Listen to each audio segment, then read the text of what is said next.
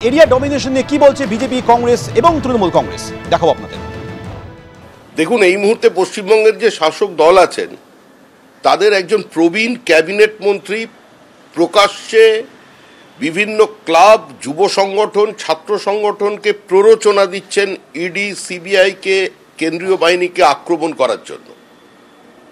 এটা তো কার্যত কাশ্মীরের বিচ্ছিন্নতাবাদী সন্ত্রাসবাদীদের যে ভাষা, প্রায় সেই ভাষায় তারা কথা বলছেন। তো সেখানে স্বাভাবিকভাবেই কেন্দ্রীয় বাহিনীর জওয়ানরা তাদের নিরাপত্তার জন্য পৌঁছে গেছেন। ইডি আগেও ধাক্কাধাক্কি খেয়েছে, খায়নি তা না। ইডি আগেও ধাক্কাধাক্কি খেয়েছে, কিন্তু ইডিয়েট তো পরে শিক্ষা নেয় আর কি। অনেক আগে তা করা উচিত ছিল। কেন এর আগে রেশন মন্ত্রী বাড়িতে গেছিল, তখনও হল্লা চিল্লা হয়েছিল, ঘেরাঘেরি তো তখনও হয়েছিল। ইডি শিক্ষা নেয়নি। মনে আছে হাল্লার রাজা একজন অসাধু মন্ত্রীর পাল্লায় পড়ে হাল্লার রাজার হাঁকাহাঁকি, উড়ে গেল প্রাণের পাখি। এই হাল্লার রাজার হাঁকাহাঁকি, ওরে বাবা দেখোছে কত সেনা চলেছে সমরে, ওরে হাল্লার রাজার সেনা, তোরা যুদ্ধ করে করবি কি তা বল। ফলে এই যে এজেন্সিকে পাঠানো, আতঙ্ক তৈরি করা, এলাকায় একটা ডমিনেশনের জন্য পাঠানো, এই ক্ষমতাগুলো কেন কাঁথিতে শুভেন্দুদের বাড়ির ওখানে হচ্ছে না?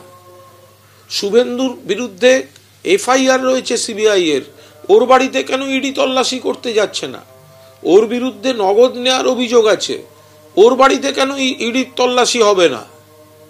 শুধুমাত্র বিজেপির রাজনৈতিক উদ্দেশ্য সাধনের জন্য বিজেপির নির্দেশে এজেন্সি যে কাজগুলো করছে, সেটা এজেন্সির বিশ্বাসযোগ্যতা, গ্রহণযোগ্যতা, সুনাম যা ছিল সেগুলো ধুলোয় লুটিয়ে যাচ্ছে। এখানে বা যে জায়গায় তল্লাশি অভিযান চলছে সেই জায়গায় যাতে কেউ না যেতে পারে সেই ব্যবস্থাই কিন্তু করা হচ্ছে।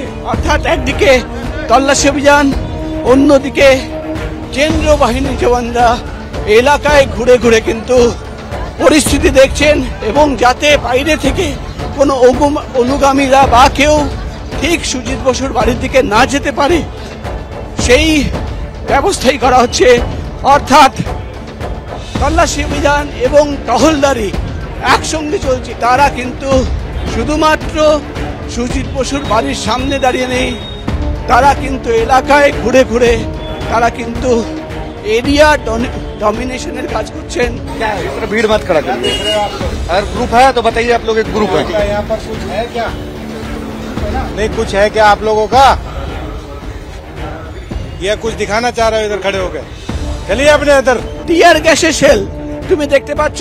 আজকে যদি কোনো গন্ডগোল হয় তাহলে যাতে তারা টিয়ার গ্যাসের শেল ছাড়তে পারেন সেই ব্যবস্থাও কিন্তু আজকে করা হয়েছে। এই প্রথম কিন্তু আমরা দেখতে পাচ্ছি একদিকে যেমন তল্লাশি অভিযান চলছে, অন্যদিকে কিন্তু আজকে সিআরপিএফ এর জওয়ানদের কাছে কিন্তু টিয়ার গ্যাসের শেল এবং সেই শেল ছাড়ার যে মেশিন সেটাও কিন্তু রয়েছে। काम है, जाइए यहाँ से। कहाँ है, क्या है, यहाँ से जाइए। টহলদারি চালিয়েছেন কেন্দ্রীয় বাহিনীর জওয়ানরা, রুট মার্চ করেছেন, রীতিমতো রুট মার্চ করে রাস্তার ওপরে যারা দাঁড়িয়েছিলেন বিনা কারণে তাদের কিন্তু সরে যেতে বলা হয়। এবং তুমি যদি দেখো সেই ক্লিপিং, সেখানে একজন সিআরপিএফ এর জওয়ান একজনকে প্রশ্ন করছেন, यहाँ क्या कर रहे हो, कुछ दिखाने की कोशिश कर रहे हो, क्या दिखाना चाहते हो। অর্থাৎ যারা রাস্তায় দাঁড়িয়ে রয়েছে তাদের ইন্টেনশন নিয়ে প্রশ্ন করছেন। भीड़ लगाने की जरूरत नहीं है।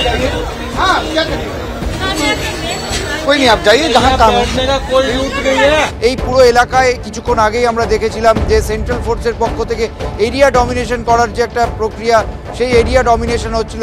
স্থানীয় থানার থেকে যারা আধিকারিক তারা যেমন রয়েছেন, সেন্ট্রাল ফোর্সও রয়েছেন, এবং ইডির আধিকারিকরা যারা তদন্তকারী তারা অবশ্যই এই গেট দিয়ে ভেতরে গিয়েছেন। ঠিক আছে,